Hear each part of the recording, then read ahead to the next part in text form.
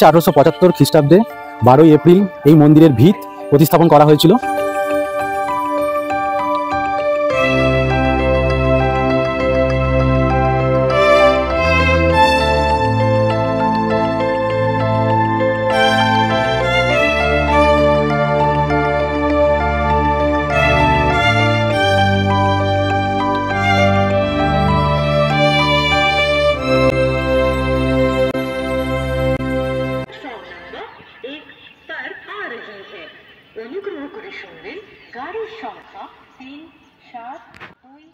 তো হ্যালো বন্ধুরা, welcome to the couples ডায়েরির আরও একটা নতুন পর্বে। তো আশা করি সবাই খুব খুব খুব ভালো আছো।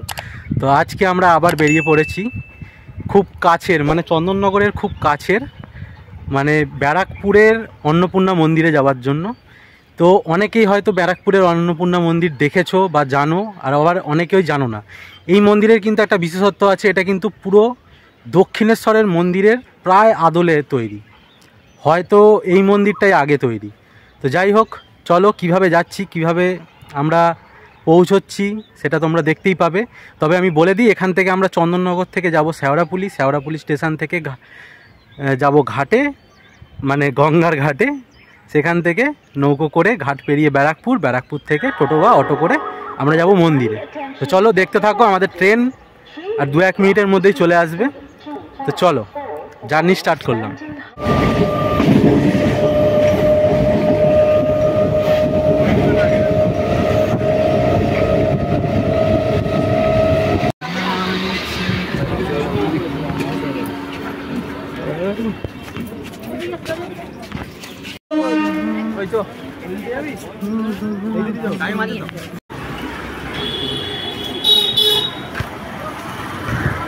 তো আমরা এখন যাচ্ছি শেওড়াপুলি ঘাটের দিকে।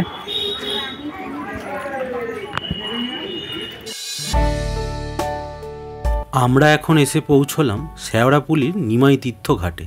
আর এখান থেকেই 6 টাকা দিয়ে টিকিট কেটে আমরা যাব গঙ্গার ওপারে, অর্থাৎ ব্যারাকপুরে। আর সেইখানেই আছে আজকের আমাদের গন্তব্য, অর্থাৎ দক্ষিণেশ্বরের আদলে তৈরি মা অন্নপূর্ণা মন্দির।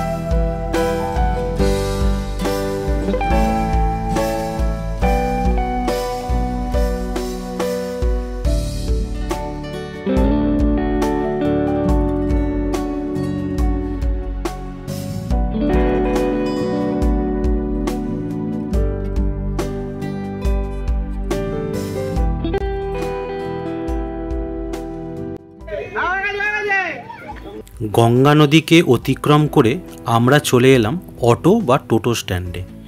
দুটো স্ট্যান্ডই পাশাপাশি আছে।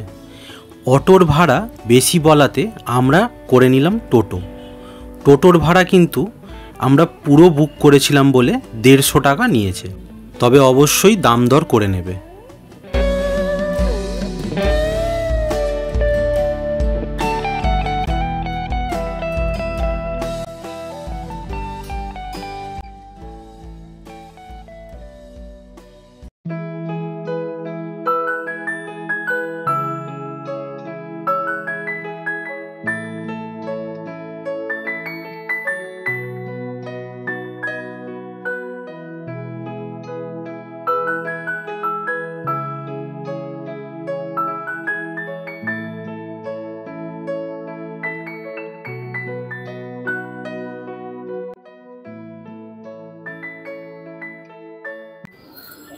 তো আমি এখন দাঁড়িয়ে আছি একদম মা অন্নপূর্ণা মন্দিরের ঠিক সামনে, এই যে দেখতে পাচ্ছ ব্যারাকপুরের।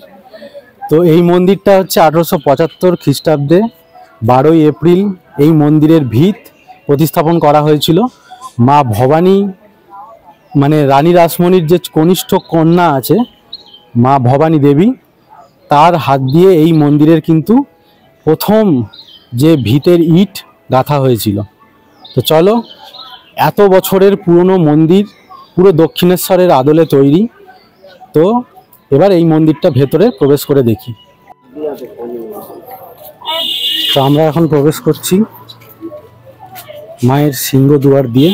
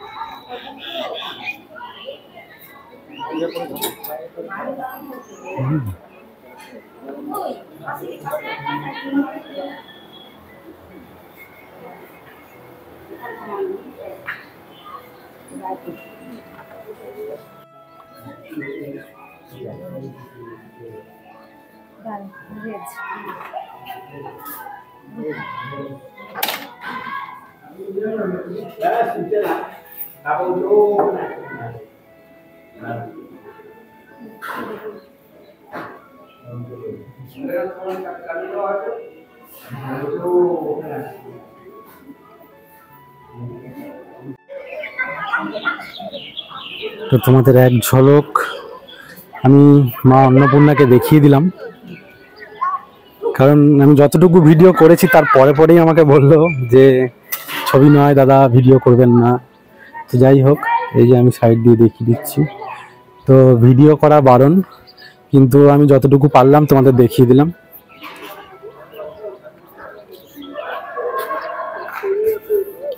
এটা হচ্ছে মা অন্নপূর্ণা মন্দিরের আশপাশের অংশ।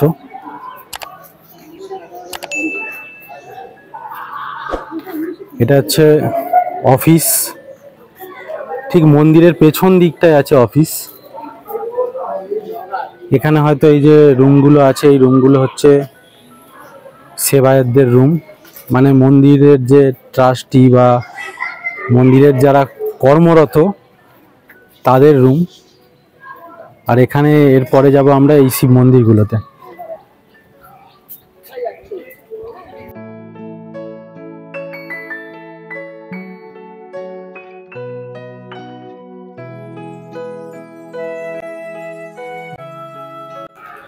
তো আমি এখন যেই জায়গাটা দাঁড়িয়ে আছি মন্দিরের, এটা হচ্ছে মন্দিরের সেই নাট মন্দির, মানে নাট মন্দির আর কি। তো শতাধিক বছর আগে তৈরি এই নাট মন্দিরটা দেখতে কেমন ভেতর থেকে, তো চলো দেখি।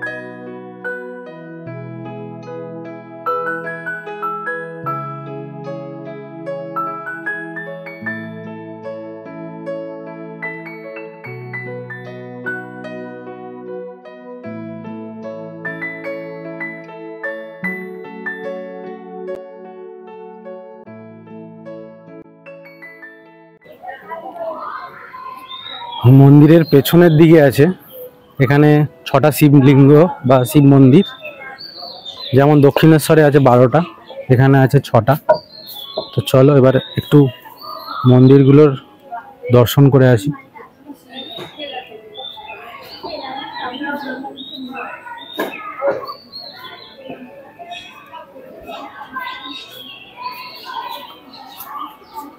এই যে এটা হচ্ছে বাবা ভোলানাথের প্রথম মন্দির।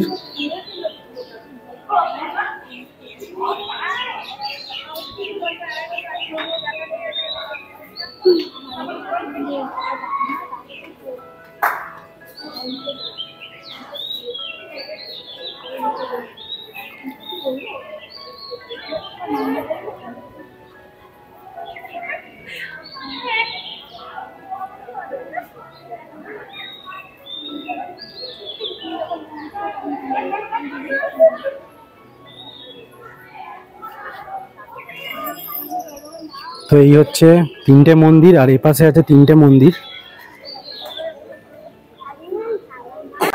আরো একটা জিনিস আছে এই মন্দিরের বিশেষত্ব বলতে হলো, এখানে কিন্তু প্রচুর বাংলা মুভির শুটিং হয়েছে। কারণ তোমরা জানোই যে দক্ষিণেশ্বর দেখিয়ে যেই মন্দিরগুলো এখানে দেখানো হয় সেগুলো কিন্তু এখানেই শুটিং করা হয়, কারণ দক্ষিণেশ্বরে কিন্তু প্রচুর ভিড় থাকে। সেই জন্য জিতের অনেক মুভি বলতে পারো, বা বেলা শুরু না বেলা শেষে যে কোনো একটা মুভি এখানে কিন্তু শুটিং হয়েছিল। তো এইটা ইনফরমেশন দেওয়ার ছিল। তো চলো এবার ওই পাশটায় দেখি।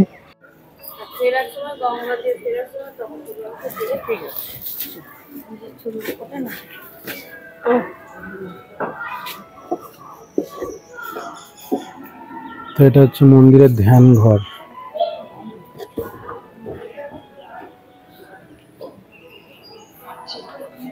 এখানে আছে রাধা কৃষ্ণ।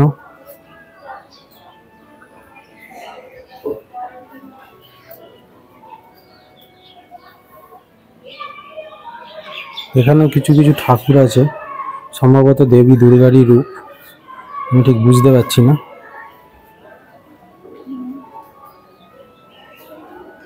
আর এটা হচ্ছে ধ্যান ঘর, যেটা বন্ধ আছে।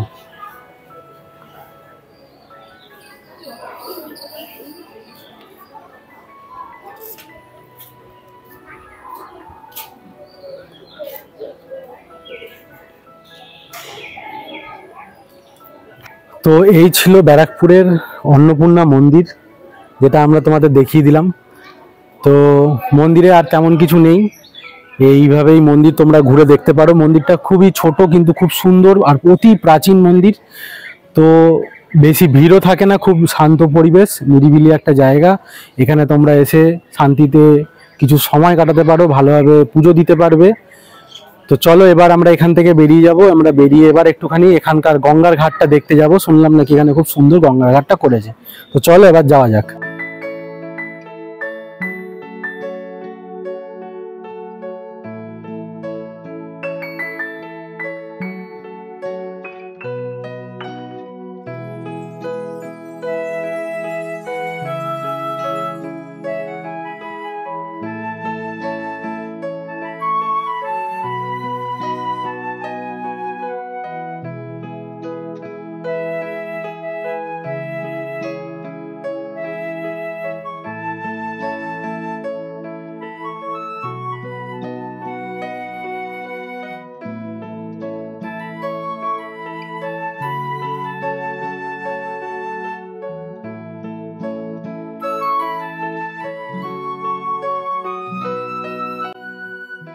তো এই ছিল আমাদের অন্নপূর্ণা মন্দিরের ভ্রমণ। তো কেমন লাগলো অবশ্যই জানিও আজকের ভিডিওটা। আজকের ভিডিও যদি ভালো লেগে থাকে লাইক করো, শেয়ার করো, কমেন্ট করো, আর চ্যানেলে নতুন হলে অবশ্যই সাবস্ক্রাইব করে বেল আইকন প্রেস করে অল সেট করে দিও। আর যদি আমাদের এই ভিডিওগুলো তোমাদের দেখে পছন্দ হয় তাহলে কিন্তু অবশ্যই, যারা নতুন আছে তাদের জন্য বিশেষ করে বলছি, তারা কিন্তু অবশ্যই সাবস্ক্রাইব করে যাও। প্রচুর লোক আছে যারা ভিডিও দেখছে কিন্তু সাবস্ক্রাইব করছে না। তো যাই হোক, একান্ত নিবেদন রইল, সাবস্ক্রাইব করে আমাদের পরিবারের সদস্য হয়ে যাও, কারণ এখানে কিন্তু অনেক মজা হয়। তো চলো এখনকার মতো বিদায়, দেখা হচ্ছে আবার নতুন একটা ভিডিওতে।